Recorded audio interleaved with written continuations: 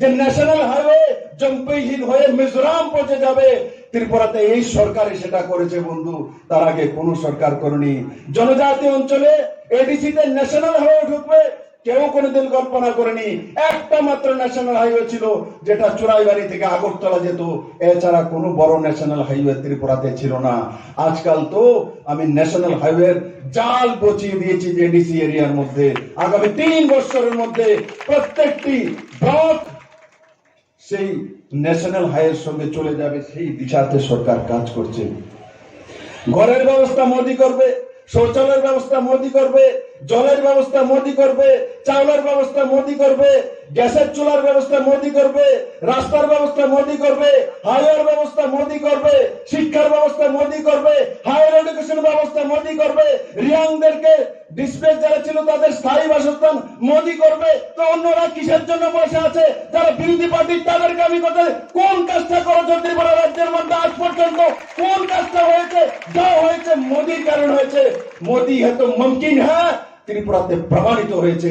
আজকে আমার জনজাতি ভাই বোনের এখানে বড় মাত্রা আছে, আমি সবসময় আপনাদের কাছে আসতে পারি না, কিন্তু মনে রাখবেন বিপ্লব দেবের চান যতক্ষণ পর্যন্ত আছে আমার জনজাতি ভাই বোনদের লোকসান কাউকে করতে দেবেন। আমি সেই দিকে কাজ করে বলবো, আমার সঙ্গে মোদি আছে, আমার সঙ্গে অমিত ভাই শাহ আছে, আমরা সেই দিশাতে কাজ করি। তার জন্য আমি এই অঞ্চলের সমস্ত জনজাতি ভাই বোন এবং শৈলেন্দ্র বাবু এরা রয়েছেন যারা জাতি থেকে আসছেন, এইটা মিলনস্থল, এটা স্বর্গ বানাবো। আমি জম্পেহিলে আমি কাজ শুরু করব, ন্যাশনাল হাইওয়ে ঢুকিয়েছি, সমস্ত রাস্তা ঘাট তৈরি করব। আমি এসেছিলাম একবার খেলাছে, আমার 10 কিলোমিটার যেতে আমার 3 ঘন্টা সময় লেগেছে, রাস্তা এত খারাপ দশদা অঞ্চলের। আমি সেদিন থেকে শুরু করেছিলাম, কন্ট্রাক্টরদের পাঠাই তো ঠিকভাবে কাজ করে না, 3 বার 4 বার 5 বার 6 বার টেন্ডার করায়, 8 বার 10 বার টেন্ডার করা হলে লোক আসে না।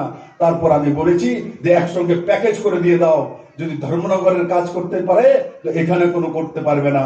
কেন কাঞ্চনপুরে যাবে না, কেন জম্পেহিলে যাবে না, কেন দশদাতে যাবে না?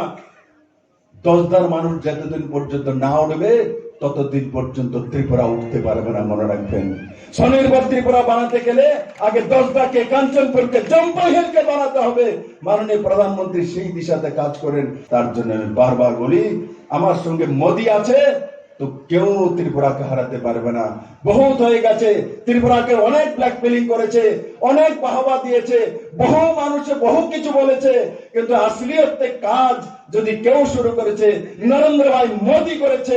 তার জন্য ওই দিন গৃহমন্ত্রী যখন ত্রিপুরাতে 8 মার্চ এসেছিলেন, উনি বিবেকানন্দ ময়দান থেকে দাঁড়িয়ে বলছিলেন, मेरे त्रिपुरा को मैं देश का नंबर 1 राज्य बनाऊंगा। मैंने नहीं बोला, अमित भाई शाह ने बोला, देश के गृह मंत्री ने बोला, जब मेरे त्रिपुरा को मैं नंबर 1 स्टेट बनाऊंगा, सबसे धनवान स्टेट बनाऊंगा, क्योंकि त्रिपुरा ईशान कोণের রাজ্য, পূর্বের রাজ্য। গুজরাটে আমাদের 2 ঘন্টা পর সূর্য উদয় হয়, সবার আগে সূর্যোদয় নর্থ ইস্টের রাজ্যগুলোর মধ্যে হয়। ত্রিপুরার লোক প্রথম সূর্য দেবতাকে, প্রকাশকে দর্শন করেন। যখন যারা প্রথম প্রকাশকে দর্শন করেন তো তাদেরকে কেউ আটকাতে পারে না।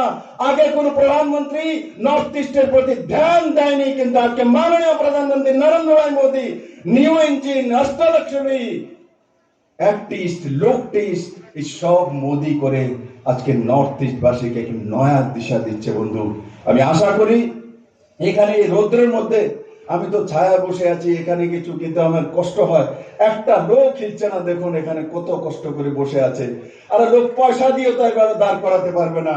আমার অহংকার, আমার যে আশীর্বাদ, লোক আমাকে বলে বিপ্লব দেব এত কাজ কিভাবে করবে, জোর কোথা থেকে বা হিম্মত কোথা থেকে?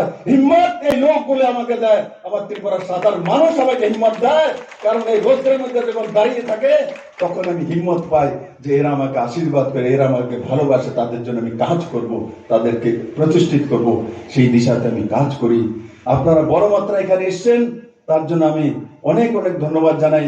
আমি আপনাদের সবকিছু করে দিয়েছি সেটা বলবো না, কিন্তু আগে সবকিছু হয়ে যাবে তার নিশ্চিত আমি বলতে পারি। আর তার সঙ্গে সঙ্গে 2018-তে ভিশন ডকুমেন্টস আমি যা যা বলেছি লগভগ সব কিছু করে দিয়েছি। ভাতা প্রাপক যারা রয়েছেন, যারা সোশ্যাল পেনশন পেতেন, তাদের ভাতা 1000 টাকা করে আমি আগে করেছি, দুর্গাপূজার আগে আপনাদেরকে সবাইকে 2000 টাকা করে 4 লাখ ভাতাদারীকে দিয়ে দেওয়া হবে। সেই দিশাতে সরকার সিদ্ধান্ত নিয়ে নিয়েছে। আমি এখানে আমন্ত্রণ করার জন্য সমস্ত ডিপার্টমেন্ট, যে এলই ডিপার্টমেন্ট রয়েছে আজকের এই কার্যক্রমের, সবাইকে ধন্যবাদ জানাই, সাধুবাদ জানাই। আবারও এখানে বড় মাত্রায় উপস্থিত এই রৌদ্রের মধ্যে এই সকাল থেকে বসে থাকা আমার ভাই বোনদেরকে, আমার গুরুজনদেরকে, এই সুন্দর কাঞ্চনপুর অঞ্চলের এই সমৃদ্ধিশালী জায়গা হতে চলছে সেই জায়গার যারা গণদেবতা আছেন তাদেরকে আমি প্রণাম জানিয়ে আমার বিষয় সমাপ্ত করছি। জয় হিন্দ, ভারত মাতা কি জয়।